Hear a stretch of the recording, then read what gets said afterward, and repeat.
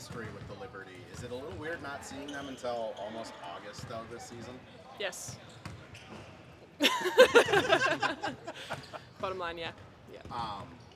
You know, finals went 5 games, obviously didn't end the way you guys want to.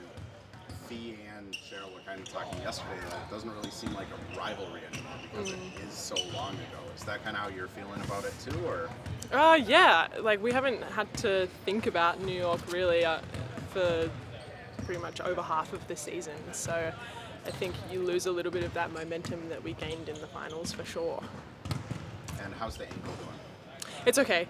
I'm just added to the list of things you got to deal with as a pro athlete. You know, you just got to, just fight through. I mean, it seems like you in particular seem to just take these like gruesome shots where like, you know, someone would be out for months just by like watching your injury. What is it about you, and like, do you do something like special to like prepare your body for like games like that or to prevent injuries? I think like I'm undersized in my position, so I understand that I'm going to get those types of things, so it's not like a shock. I think a lot of the times injuries happen because you're not prepared for those types of hits, whereas like that's just my everyday life as an undersized 5-man. And then, I don't know, I guess just super resilient. Last one for me, just, you know, I feel like not many people outside of like the Lynx fandom knows that you're also in school right now.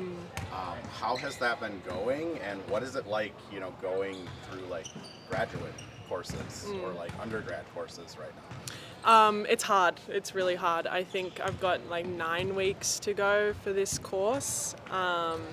And a part of it is I'm writing a thesis, so it's a lot of like groundwork and busy work, reading, writing, revising, and time management is key, and you don't always get it right.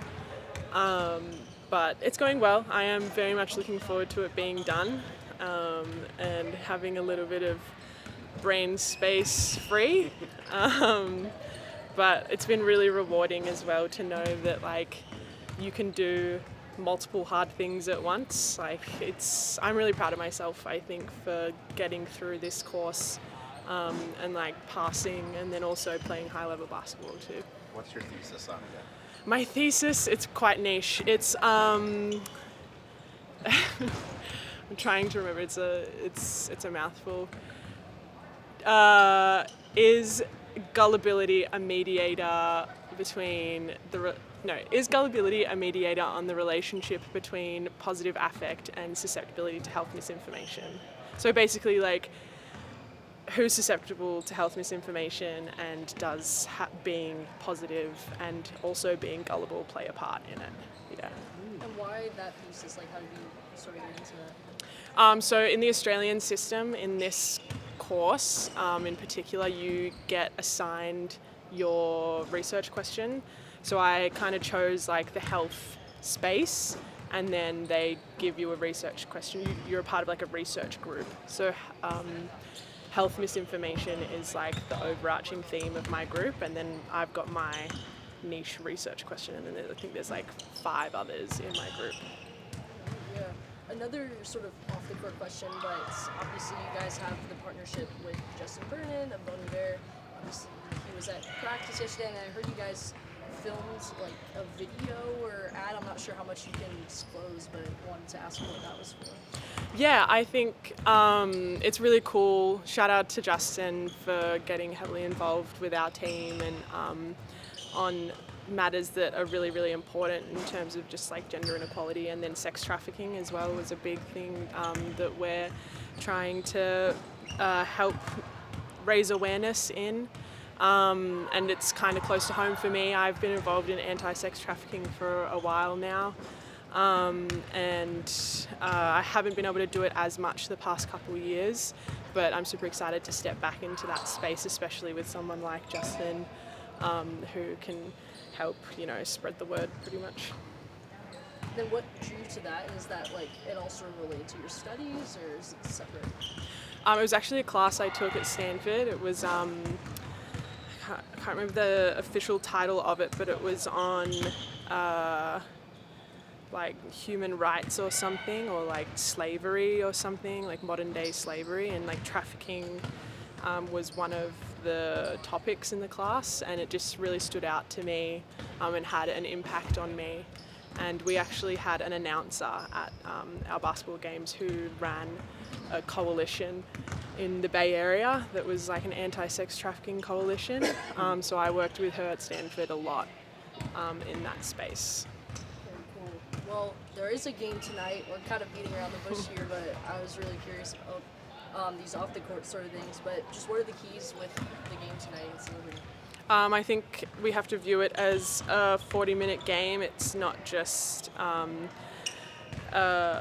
like small moments. I think we have to play an all-round good game the whole time. And just getting back to our type of basketball, playing really, really hard. We're a good defensive team, so making sure we rely on our defense and just being confident, like knowing who we are. We're about to speak to Alanna. Obviously, 7-day contract with you all. What can you tell us about her and just your impressions of her with some of these practices you guys have had?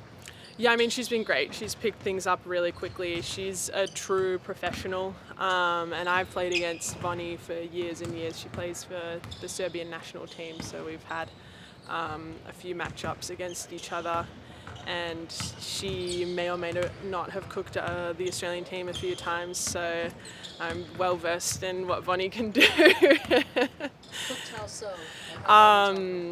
She just played really well against us. Australia's great. Okay. Going into this first finals rematch, how important is the continuity that you guys have from that series in terms of your roster? I think just with how well we did last year, being able to like build on top of that, like retain what we had, but then build on top of it too, has been really cool to see. And I think it's like reflected in where we are in the standings right now and how we've been playing throughout the year. But we're still not where we want to be. Like, I think we've got a lot more growth in our game to get, which is exciting because we're already playing really well. And we're adding new pieces like Vonnie. I think we're aiming to play our best basketball by the end of the season. That building that you did this year, how have you seen that in the roster? What specific ways have you seen that build? I think our bench has been really productive, having Diamond coming off, Jess coming off, Marsh coming off the bench, huge for us. They've been great. A few additions there, Diamond's been here, but I think that in particular has made us really, really hard to play against.